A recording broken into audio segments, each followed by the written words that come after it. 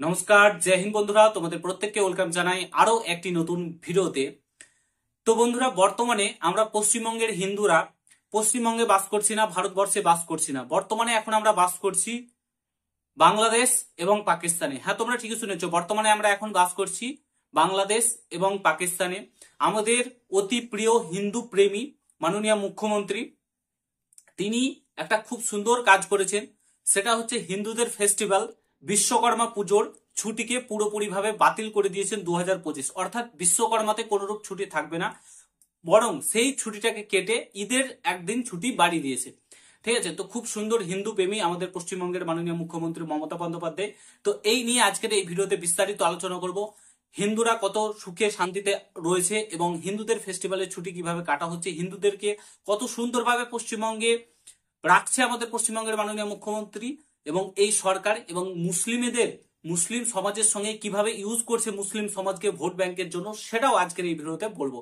ঠিক আছে, আজকের এই ভিডিওটা একটু ইন্টারেস্টিং, পুরো ভিডিওটা দেখবে। ঠিক আছে, আমার হিন্দু ভাইরা মুসলিম ভাইরা প্রত্যেকে আজকের এই ভিডিওটা দেখবে। আর তোমরা যদি এই চ্যানেলে নতুন হও, অবশ্যই চ্যানেলটাকে সাবস্ক্রাইব করে পাশে থাকা বেল আইকনটাকে প্রেস করে দেবে। যখন আমি নতুন ভিডিও আপলোড করবো তার নোটিফিকেশন সর্বপ্রথম পেতে অতি অবশ্যই চ্যানেলটাকে সাবস্ক্রাইব করে দেবে। First of all, officially notification তোমরা দেখতে পাচ্ছ, এটা হচ্ছে অফিসিয়ালি নোটিফিকেশন, যেখানে ওয়েস্ট বেঙ্গলের সমস্ত কিছু রয়েছে তোমরা দেখতে পাচ্ছ ইন ডিটেলস। তো এখানে বলা হয়েছে যে বিশ্বকর্মা পুজো 2025-এর ছুটি ক্যান্সেল করা হলো এবং ঈদের ছুটি একদিন বাড়ানো হলো। খুব ভালো কথা, ঈদের ছুটি বাড়ানো হয়েছে, ফুল সাপোর্ট করছি, বাড়ানো উচিত। মুসলিম ভাইদের একটা বড় ফেস্টিভ্যাল, সেখানে মুসলিম ভাইরা আনন্দ করবে, একটু ঘোরাফেরা করবে, খাওয়া দাওয়া করবে, খুব ভালো কথা। একদিন ছুটি বাড়িয়েছে, খুব ভালো কথা। বাট কেন হিন্দুদের ফেস্টিভ্যালকে ক্যান্সেল করে, বাতিল করে সেটা ঈদের ছুটি বাড়ানো হবে? হিন্দুদের ফেস্টিভ্যাল বিশ্বকর্মার পুজো, পুজো না, সেটা থাকুক, ছুটি একদিন থাকুক, ক্যান্সেল করার কি দরকার ছিল?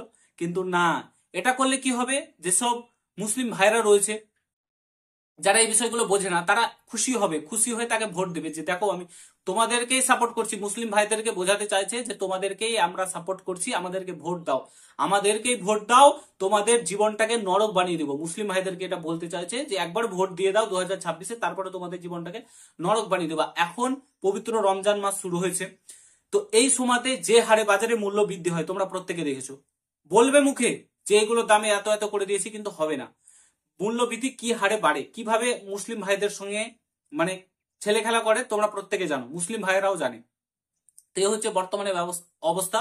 হিন্দুদেরকে ছোট দেখিয়ে, হিন্দুদেরকে ছোট করে মুসলিম সমাজের ঈদের ডেট বাড়িয়ে মুসলিম সমাজকে মানে বোকা বানিয়ে ভোটটা নিতে চাইছে এখনকার দিনে। আর হিন্দুরা যেহেতু জানছে যে হিন্দুরা ভোট দেবেই, ঠিক আছে, হিন্দুদের ভোটটা পাচ্ছেই, তার সঙ্গে সঙ্গে মুসলিম ভোট কোথাও গেলে হবে না, মুসলিম সমাজের ভোট পেতেই হবে।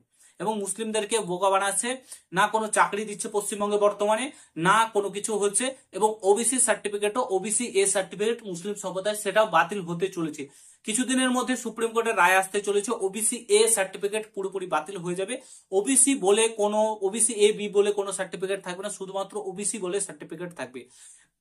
মানে ভুল ভাল বুঝিয়ে মানুষদেরকে যাকে তাকে ওবিসি সার্টিফিকেট প্রদান করছে, তার ভুক্তভোগী হচ্ছে এখনকার দিনে ছাত্র সমাজ, ক্যান্ডিডেটরা যারা চাকরির জন্য খাটছে, এর এর জন্য ভুক্তভোগী হচ্ছে মুসলিম সমাজও। ঠিক আছে, তো প্রত্যেকের সঙ্গে সরকার খেলছে, ছেলে খেলা করছে। না কোনো ইন্ডাস্ট্রি, না কোনো শিল্প, না কোনো চাকরি, কিচ্ছু নেই, শুধুমাত্র ধর্ম নিয়ে ছেলে খেলা করছে। মুসলিম ধর্ম, একবার হিন্দু ধর্ম, একবার এই ধর্ম, এই ধর্মের সঙ্গে লড়াই করা, এগুলোই করছে বর্তমানে এই সরকার। আশা করি তোমরা বুঝতে পেরেছো। এবং হিন্দুদেরকে একটা কথা বলবো, এবার জাগার সময় হয়েছে, যদি এখন না জাগো তো তোমরা বুঝতেই পারছো তোমাদের বর্তমান অবস্থা কি হতে চলেছে। তো প্রত্যেককে বলবো একত্রিত থাকো, হিন্দু মুসলিম প্রত্যেকে একত্রিত থাকো। এবং হিন্দুদেরকে বলবো অবশ্যই তোমরা জাগো, নাহলে এই সরকার তোমাদের পুরো জীবন, পুরো লাইফ শেষ করে দিতে চলেছে। আশা করি তোমরা বুঝতে পেরেছো এবং তোমাদেরকে আমি বোঝাতে পেরেছি। যদি ভিডিওটা ভালো লাগে প্রত্যেকের সঙ্গে শেয়ার করো, চ্যানেলে নতুন হলে অবশ্যই সাবস্ক্রাইব করে যাও।